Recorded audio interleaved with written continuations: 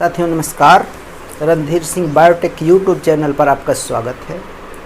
आज हम बात करने वाले हैं शारीरिक शिक्षा अर्थात फिजिकल एजुकेशन टीचर्स से संबंधित आपका जो टीजीटी, बीईटी, एलटी ग्रेड और उत्तर प्रदेश के अलावा जो अन्य राज्यों में परीक्षाएं होती हैं उससे संबंधित कुछ प्रश्नों के बारे में। तो आई होप कि आपको क्वेश्चन अच्छे लगेंगे तो लाइक कर दीजिएगा, कमेंट करके भी बताइएगा और आवाज़ कैसी है ये भी आप बताएंगे। और ढेर सारे क्वेश्चन की सीरीज़ को देखने के लिए हमारे यूट्यूब चैनल को सब्सक्राइब कर लीजिए। जो परीक्षा में मतलब खूब पूछे जाते हैं, काफ़ी अच्छे क्वेश्चन हैं, तो उनकी सीरीज़ लेकर हम आए हैं और इस उम्मीद के साथ कि आपके लिए वीडियो काफ़ी लाभप्रद होगा। तो शुरू से लेकर लास्ट तक देखें और क्या करें कि देखते हैं क्वेश्चन। तो क्वेश्चन नंबर 1 जो है आपका है कि एक बार श्वास लेने की प्रक्रिया में एक तरह से देखा जाए, एक बार सांस लेने की प्रक्रिया कितने सेकंड की होती है।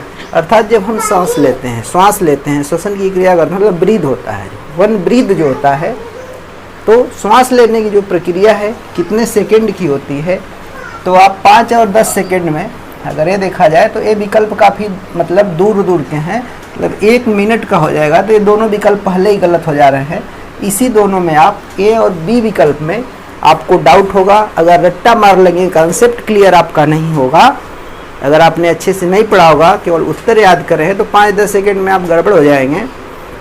तो उत्तर चूँकि 5 सेकंड ही होता है, लेकिन होता कैसे है इसको हम देखते हैं।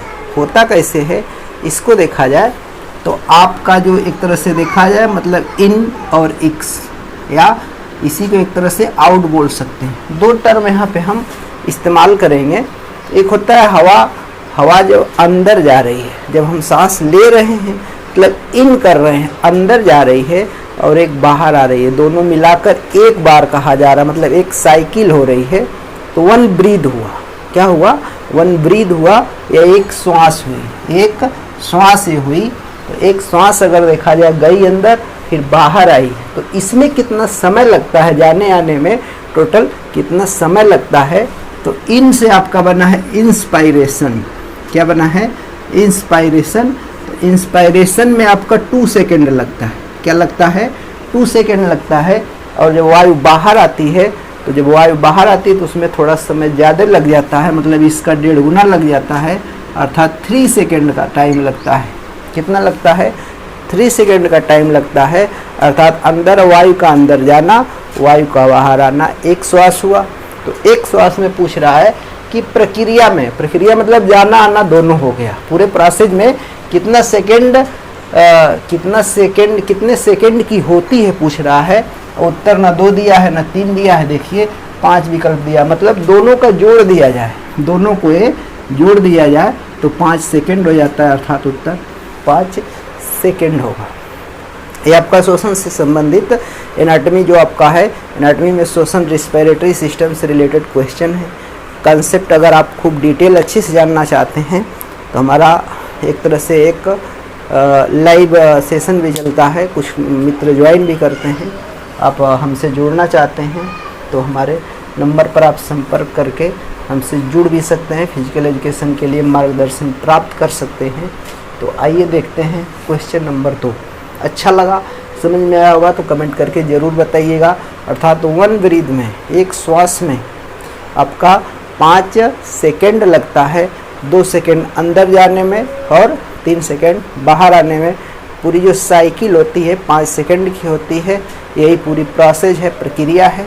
तो 5 सेकंड। अगर पूछ दे इंस्पायरेशन में कितना लगेगा, क्वेश्चन घुमा दे तो 2 सेकंड, एक्सपायरेशन में 3 सेकंड। तो ये सामान्य व्यक्ति में मतलब सामान्यतः देखा गया है, जनरली देखा गया है। अब देखिए क्वेश्चन नंबर 2 है।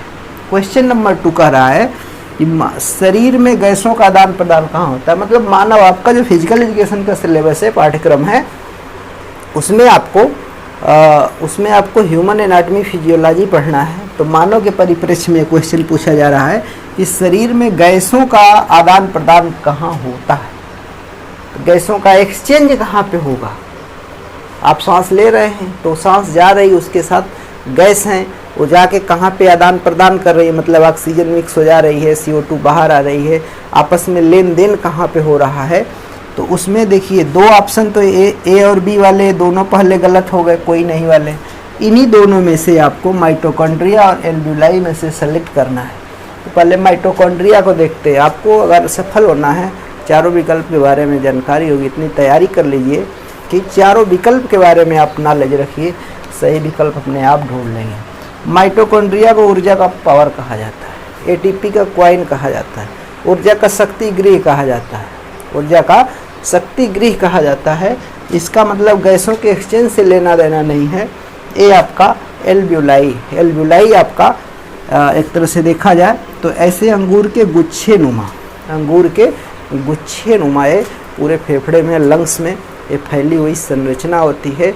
और अंगूर के गुच्छे जैसी छोटी छोटी, काफ़ी छोटी छोटी हैं।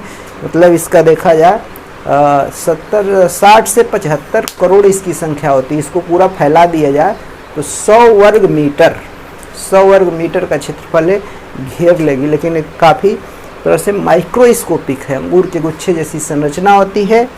इसी में रुधिरवाहिनियाँ रक्त क्या करती हैं, ले आती हैं।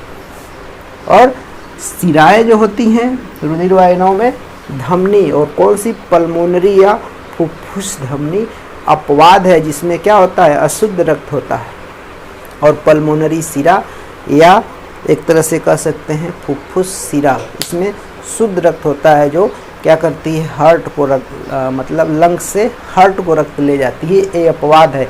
और देखा जाए अधिकतर शरीर में जितनी धमनियाँ होती हैं शुद्ध रक्त उसमें होता है और सिराओं में अशुद्ध होता है। लेकिन फुफ्फुस या पल्मोनरी आपकी आर्टरी जो है उसमें अशुद्ध रक्त होता है, और पल्मोनरी वेंस जो है अर्थात सिरा जो है उसमें शुद्ध रक्त होता है। क्वेश्चन बार बार पूछा जाता है, और मतलब जो डिटेल से अच्छे से अध्ययन नहीं करे रहते हैं उनका क्वेश्चन गलत हो जाता है।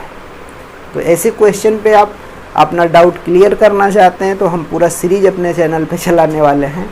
हमारे सीरीज को देखिए और समझिए, क्वेश्चन मैक्सिमम आप सही कर ले जाएंगे। और डिटेल से कॉन्सेप्ट जानना चाहते हैं, फार्मूला बेस जानना चाहते हैं, हमारे ग्रुप को ज्वाइन करें, हमसे लाइव डेली जुड़ा करें और आपका आएगा।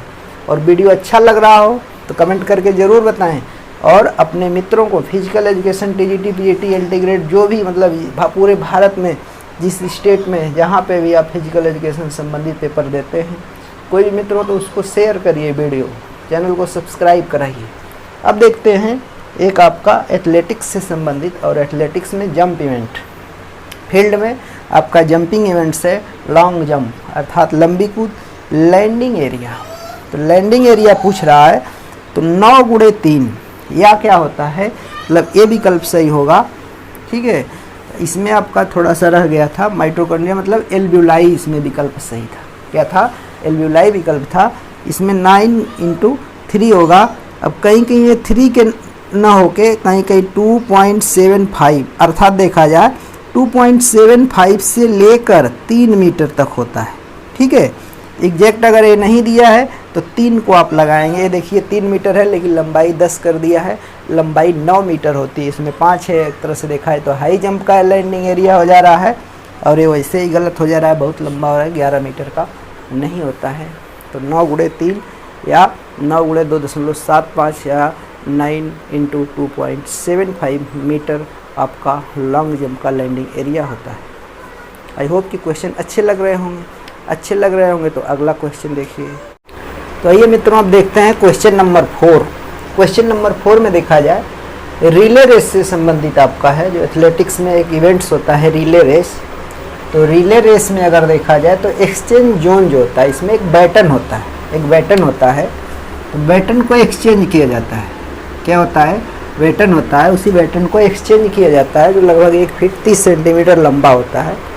तो उसी को क्या किया जाता है, एक्सचेंज किया जाता है। तो इसको एक्सचेंज करने के लिए एक जोन बनाया जाता है, एक्सचेंज करने के लिए एक जोन बनाया जा रहा है। तो उसी की लंबाई पूछ रहा है कि इसकी लंबाई कितनी होती है। तो अगर देखा जाए 10 और 15 मीटर तो ये पहले ही नहीं होगा।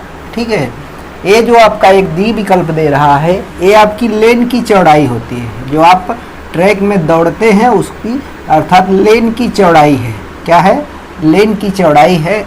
और देखिए जैसे आपका रिले रेस जब होता है तो रिले रेस में अगर देखा जाए कई धावक होते हैं, तो उसमें एक जिस धावक को निर्धारित दूरी जितनी दौड़नी है, मान लीजिए वो दूरी यहाँ समाप्त हो रही है, मान लीजिए ए लेन है, पहला धावक मतलब फर्स्ट रनर जो है आ रहा है, इधर दौड़ते हुए आ रहा है, तो जो ये उसकी निर्धारित दूरी मान लीजिए यहाँ समाप्त हो रही है, तो इस दूरी से 10 मीटर इधर पीछे और 10 मीटर यहाँ आगे, अर्थात 10 मीटर इधर 10 मीटर इधर, टोटल 20 मीटर की दूरी होती है। अगर 20 मीटर की दूरी होती है, इसी दूरी के अंदर अर्थात 20 मीटर, ये विकल्प आपका सही होगा।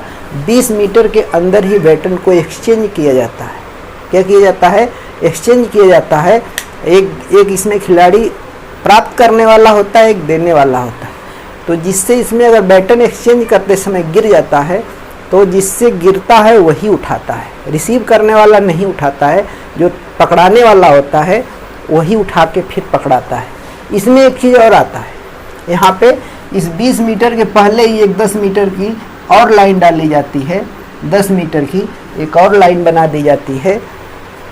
एथलीट जो होता है, धावक जो होता है, इधर किनारे खड़ा रहता है, उसको एक्सेलरेशन जोन कहते हैं। क्या बोला जाता है? एक्सेलरेशन जोन कहा जाता है। यहीं से उसके साथ दौड़ना शुरू कर देता है। लेकिन ये जो 20 मीटर का एरिया है, इसके बीच एक्सचेंज करेगा, बैटन का एक्सचेंज इसी 20 मीटर के अंदर करेगा। वही पूछ रहा है कि कहाँ पे करेगा, तो 20 मीटर, मतलब एक्सचेंज जोन की लंबाई पूछी जा रही, तो लंबाई कितना होगी? 20 मीटर, अर्थात विकल्प सी सही होगा, अर्थात विकल्प सी सही होगा। अब देखिए, क्वेश्चन अच्छा लगा, समझ में आया हो तो मैसेज ज़रूर कर दें, कमेंट करके बता दें कि हाँ अच्छा लगा, समझ में आया। कोई डाउट हो तो भी पूछ सकते हैं कमेंट करके। अब देखिए, क्वेश्चन है मालिश क्या है। ये भी आपका पूर्व की परीक्षाएं जो भी हुई हैं उसमें खूब पूछा जाता है, सदाबहार क्वेश्चन ये था। तो सदाबहार क्वेश्चन जो है उसको देखिए, मालिश क्या है? व्यायाम तो कतई नहीं है, व्यायाम कतई नहीं है। आदत है भाई, कुछ लोगों की आदत हो सकती है, कुछ लोगों की आदत हो सकती है, लेकिन सबकी आदत नहीं है। सबकी आदत मालिश कराना नहीं है, मालिश सबकी आदत नहीं है, ठीक है। शौक़ है, ये भी कुछ लोगों का शौक़ हो तो सकता है, आदत भी हो सकती है, लेकिन ऐसा नहीं है कि मालिश शौक़ है, सबका शौक़ नहीं है मालिश कराना। तो मालिश जो आपकी देखा जाए, मालिश मतलब मसाज। क्या होता है? मसाज जो होता है, मसाज, ठीक है। तो मसाज जो है, मालिश जो है, ये क्या है? फिजिकल एजुकेशन के मामले में अगर देखा जाए तो आपका वैज्ञानिक कला है। वैज्ञानिक कला और कौशल है, हस्त कौशल है, हाथ का एक प्रकार का कौशल है। इसमें क्या किया जाता है? अलग अलग प्रकार से हाथों को अलग अलग आकृति बना के या दबाकर या पूरा आटे के जैसे गूंथ के या थपथपा के, मतलब एक प्रकार का ये पूरा बहुत बड़ा टॉपिक है। इससे रिलेटेड क्वेश्चन भी आते रहते हैं। तो एक तो ये वैज्ञानिक कला है, एक प्रकार का आर्ट है। और कैसा आर्ट है? साइंटिफिक आर्ट है, वैज्ञानिक कला है। और दूसरा एक हस्त कौशल है। क्या है? हस्त कौशल है, हाथ का एक स्किल है, हैंड स्किल है। उसी स्किल से ही इसको किया जाता है। तो विकल्प डी होगा कि मालिश वैज्ञानिक कला और हस्त कौशल है, हैंड स्किल है, साइंटिफिक आर्ट है। जिससे अगर देखा जाए तो रिहेबिलिटेशन जो होता है, पुनर्वास, जैसे किसी खिलाड़ी को इंजरी हो गई उसको पुनर्वास कराया जाता है, फिर से खेल में मतलब लाया जाता है, उसमें कुछ छोटा मतलब मालिश वगैरह किया जाता है। सब एक प्रकार की कला है। इसको भी बहुत विस्तृत जानना होगा कि मसाज क्या है, तो एक वीडियो बना के यूट्यूब पे चैनल पे डाल देंगे, उसको देख लीजिएगा। आगे देखिए, एक क्वेश्चन है, ये भी खूब सदाबहार क्वेश्चन है, खूब पूछा गया, ज़बरदस्त पूछा गया। स्किन फोल्ड कैलिपर क्या मापता है या मापता है? मापता है तो क्या मापता है? क्वेश्चन नंबर 6 का विकल्प 1 जो है, शरीर की चर्बी। हालांकि विकल्प आपका यही सही होगा, शरीर की चर्बी मापता है। लेकिन इन विकल्प के बारे में भी आपको जानना पड़ेगा कि जो हम जान रहे हैं वो मतलब आपका पूरा कॉन्फिडेंस लेवल सही है कि नहीं है। तो लंबाई नापना है। लंबाई किससे मापते हैं? लंबाई किससे मापते हैं? क्वेश्चन ये भी पूछ सकता है कि शरीर की लंबाई नापा जाता है। तो इसके लिए स्टेडियोमीटर, क्या होता है? स्टेडियोमीटर होता है। स्टेडियोमीटर से देखते होंगे जैसे भर्ती वगैरह होती है फोर्स वगैरह की, मापी होती है, तो एक तरह से एक ऐसे राड खड़ा किया जाता है, उस पर निशान बने होते हैं, या मार्केट वगैरह में देखिए वजन करने वाली मशीन रखे रहते हैं, तो एक लंबाई वाली भी रखते हैं और ऐसे खट से रख के नाप देते हैं, तो उसको एक नाम दिया जाता है, टेक्निकल नाम दिया जाता है स्टेडियोमीटर। तो शरीर की लंबाई स्टेडियोमीटर से नापते हैं। ऐसे खड़ा कर देंगे पैर सटा के, और ऐसे जो होता है ऐसे मतलब खड़ा रहता है, ऐसे कर लेते हैं और रीडिंग देख लेते हैं कि जो राड लगा है उस पर कितनी आपकी हाइट है। तो हाइट के लिए स्टेडियोमीटर, शरीर का भार के लिए वेइंग मशीन होती है। कौन सी मशीन? वेइंग मशीन, मतलब भार मापने के लिए। या देख सकते हैं कुछ डॉक्टर्स के यहाँ भी ये गोल सी ऐसे मशीन होती है स्प्रिंग का, उससे मापते हैं। या आंगनवाड़ी कार्यकर्ती जो होती हैं, महिला वर्कर्स होती हैं, उनके पास भी होता है, गर्भवती महिलाओं वगैरह का, उसमें मतलब वजन वगैरह लेती रहती हैं। आंगनवाड़ी केंद्र जो होते हैं, बच्चों वगैरह का वेट लेते रहते हैं, तो उनके पास भी होता है, सब लोग देखे होंगे। वेइंग मशीन होती है, वेटिंग मशीन नहीं, वेइंग मशीन होती है, उससे मापा जाता है, शरीर का भार मापा जाता है। शरीर का श्वसन, अब श्वसन भाई कैसे मापेंगे? एक पाइप जैसे यंत्र होता है, एक पाइप जैसे यंत्र होता है, उसमें ऐसे पूरा जोर लगा के फूंका जाता है, तो उसको कहा जाता है रिस्पायरोमीटर। क्या कहा जाता है? रिस्पायरोमीटर कहा जाता है। उससे मतलब आप रिस्पायरोमीटर से शरीर का श्वसन मापते हैं। तो ये आपका 3 अगर देखा जाए 3 मतलब 6 क्वेश्चन हो गए, 6 क्वेश्चन हो गए। कुछ और क्वेश्चन को देखते हैं, क्वेश्चन समझ में आ रहे हैं कि नहीं आ रहे हैं ज़रूर बताएं। अपने मित्रों को शेयर ज़रूर करें, और जो प्रथम बार मतलब फर्स्ट व्यू कर रहे हैं, पहली बार चैनल पे हैं, तो हमारे चैनल को सब्सक्राइब ज़रूर कर लें और आगे अगला क्वेश्चन देखें। तो आइए मित्रों देखते हैं अगला क्वेश्चन, अर्थात क्वेश्चन नंबर 7 को देखते हैं। उम्मीद है कि वीडियो अच्छा लग रहा होगा, अपने मित्रों के पास शेयर जरूर करे होंगे और कमेंट भी कर दीजिए, शेयर तो ज़रूर ही करिए। अब देखिए दाएं फेफड़े में कितने लोब्स होते हैं? तो आपका जो लंग्स है, लंग्स में लोब्स पूछा जा रहा है, तो टोटल लंग अगर देखा जाए कितने लोब हैं, पूरा आपका जो लंग्स है दायां और बायां, ये आपका अगर ऐसे देखा जाए तो ये आपका क्या हुआ, ऐसे अगर देखें तो ये आपका लेफ्ट हुआ, ये राइट हुआ, और ऐसे देखा जाए तो आपका ये राइट और ये लेफ्ट हुआ। तो लेफ्ट और राइट में कितने लोब्स होते हैं? तो टोटल 5 लोब होते हैं। टोटल नहीं पूछा जा रहा है, क्या पूछा जा रहा है? दाएं में पूछा जा रहा है, अर्थात दाहिने में पूछा जा रहा है। तो टोटल 5 लोब्स आपके हैं, मतलब 5 लोब्स इसमें है, 5 लोब में बटे हुए हैं। तो जाहिर सी बात है किसी मतलब किसी पार्ट में लेफ्ट या राइट में एक ज़्यादा होगा। तो वही देखिए दाएं में कभी पूछ देता है, कभी बाएं में पूछ देता है, पूछ देगा लेफ्ट चैम्बर में कितने हैं, राइट लंग्स में कितने हैं, तो कितने इसमें लोब्स में बटे हुआ है। तो अगर देखा जाए दाएं और बाएं, तो आपका हार्ट होता है जो एक तरह से देखा जाए तो बाएं तरफ हल्का सा झुका होता है, बाएं तरफ हल्का सा झुका होता है, तो कुछ एरिया इधर का वो क्या करता है, कवर कर लेता है, ढक लेता है। तो लेफ्ट की तरफ अगर आपका देखा जाए, लेफ्ट की तरफ, तो लेफ्ट लंग्स जो होता है, लेफ्ट लंग्स में आपके 2 लोब्स होते हैं, लेफ्ट लंग्स 2 लोब्स होते हैं, और राइट लंग्स जो आपका है 3 लोब्स होते हैं। 3 लोब्स आपका कौन सा बटा होता है, अर्थात देखा जाए तो राइट लंग्स जो होता है 3 लोब में बटा होता है, और लेफ्ट लोब जो लेफ्ट लंग्स है वो 2 लोब्स में बटा होता है। इसलिए होता है कि इधर हार्ट की पोजीशन आप अगर पढ़े होंगे, जानते होंगे, तो बाईं तरफ हल्का सा झुका होता है, जगह उसने कवर कर लिया, तो उधर 2 लोब्स, इधर 3 लोब्स। अगर आपका राइट का पूछता है तो 3 लोब्स, लेफ्ट का पूछता है मतलब लेफ्ट, LT का मतलब लेफ्ट, तो लेफ्ट का अगर पूछता है, लेफ्ट का पूछता है अर्थात बाएं का पूछता है, लेफ्ट का पूछता है तो 2। हालांकि इसने दाएं का पूछा है, उस हिसाब से विकल्प B सही होगा। इसी क्वेश्चन में आ देगा, कभी दाएं का पूछ देता, कभी बाएं का पूछ देता है, या टोटल पूछ देगा कि लंग्स जो है मानव के शरीर का लंग्स कितने चैम्बर मतलब कुल कितने लोब्स में बटा होता है, तो 5 लोब्स में बटा होता है। ठीक है, समझ में आ गया होगा। तो 2, 3, 5 में आपका हो गया, 6 से कोई लेना देना नहीं है, अर्थात B विकल्प सही। अब देखिए समझ में आया। कमेंट जरूर करें, समझ में आ गया होगा तो कमेंट जरूर कर देंगे। विटामिन डी का अच्छा स्रोत पूछा जा रहा है, 4 विकल्प दिए गए हैं। चारों विकल्प में देखा जाए भाई गाजर है, गाजर में क्या है, कैरोटीन है। क्या है, गाजर में कैरोटीन पाया जाता है। तो ए आपका होता है विटामिन ए, विटामिन एक तरह से क्या होता है, ए का स्रोत होता है गाजर। गाजर विटामिन ए का स्रोत हुआ। पूछा जा रहा है डी का, विटामिन डी का, विटामिन डी का।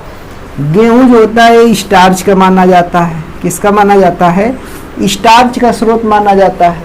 गेहूं का पूछ दे कौन किसका स्रोत है तो स्टार्च का दे दे, स्टार्च किसका स्रोत है तो गेहूं है। स्टार्च का अच्छा स्रोत गेहूं को माना जाता है। सूर्य की किरणें हैं, सूर्य की किरणों वाला विकल्प सही होगा। इसके बाद ये देख लेते हैं खट्टे फल मतलब सिट्रस, सिट्रस फ्रूट जो होते हैं, सिट्रस फ्रूट सभी खट्टे फल जितने होते हैं सब में विटामिन सी पाया जाता है। जैसे आंवला है, नींबू है, आंवला है, नींबू है, संतरा है और भी खट्टे फल हैं जो सब में मतलब एक तरह से देखा जाए जितने खट्टे फल हैं सब में विटामिन सी पाया जाता है। विटामिन सी को नॉर्मल हीट की विटामिन कहा जाता है। हल्का सा उबालने पे नष्ट हो जाता है, हल्का सा उबालने पे नष्ट हो जाता है, मतलब नॉर्मल हीट की विटामिन कहा जाता है। इसकी कमी से स्कर्वी हो जाता है, स्कर्वी नामक रोग होता है, खूब पूछा है टीजीटी में। नॉर्मल हीट की vitamin anti scurvy vitamin, scurvy को रोकने में मदद होता है, इसलिए एंटी स्कर्वी विटामिन हो गया। अब थोड़ा सा सूर्य की किरण का देख लेते हैं। सूर्य की किरण में क्या होता है कि सूर्य की किरण जब आपके स्किन पे पड़ती है तो आपके शरीर में विटामिन डी का संश्लेषण होता है, और विटामिन डी का संश्लेषण होता है तो क्वेश्चन पूछा जाता है कि इसकी कमी से क्या होता है। तो रिकेट्स और क्वाशरकोर प्रमुख बीमारियां हैं। इसके अलावा हड्डी संबंधित और विकृतियां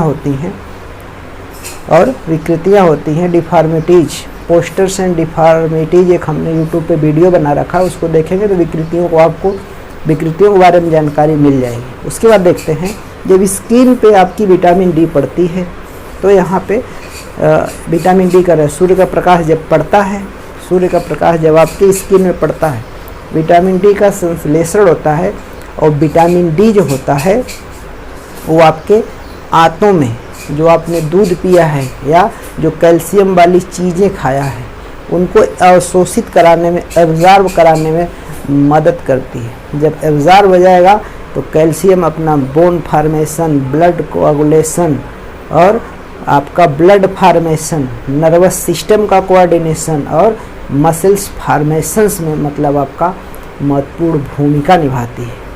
मतलब विटामिन डी का बहुत ही बड़ा आपका योगदान है आपके शरीर के लिए। तो सनलाइट भी आपको मतलब हल्का फुल्का लेते रहना चाहिए, सूर्य धूप में मतलब आपको बैठते रहना चाहिए। देखिए वही क्वेश्चन आपका फिजिकल एजुकेशन में पूछा जाता है और अन्य परीक्षाओं में भी पूछा जाता है। एक सदाबहार क्वेश्चन और है, थोड़ा आपका ब्लड सर्कुलेशन संबंधित है।